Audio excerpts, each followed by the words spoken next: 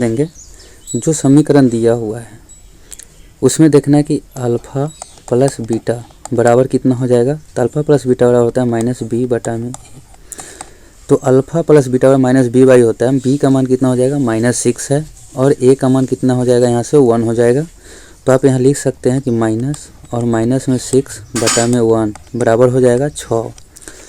दूसर का देखेंगे अल्फ़ा इंटू बीटा बराबर, ये शून्यकों का गुणनफल होता है। और शून्यकों का गुणनफल क्या होता है, तो शून्यकों का गुणनफल होता है सी बाई ए। सी बाई ए की बात कर ले तो सी बाई ए होता है 8 बटा में 1, तो कितना हो जाएगा 8 हो जाएगा। दो चीज़ तो हम निकाल लिए।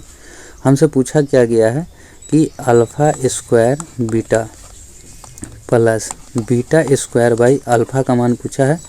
तो यहाँ से एक चीज़ लिख सकते हैं, ये हो जाएगा अल्फ़ा इंटू में बीटा, अल्फ़ा से अल्फ़ा कैंसिल हो जाएगा तो क्या बचेगा, बीटा के क्यू हो जाएगा। और अब बीटा से बीटा कैंसिल हो जाएगा तो अल्फ़ा के क्यू हो जाएगा।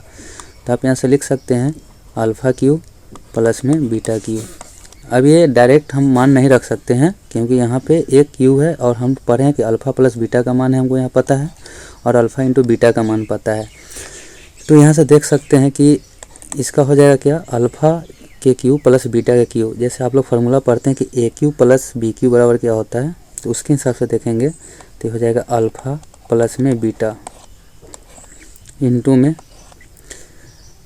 अल्फ़ा प्लस बीटा इंटू में अल्फ़ा प्लस बीटा, इसका हो जाएगा स्क्वायर -3 अल्फ़ा इंटू में बीटा बाई क्या हो जाएगा, यहाँ आ जाएगा अल्फ़ा इंटू बीटा।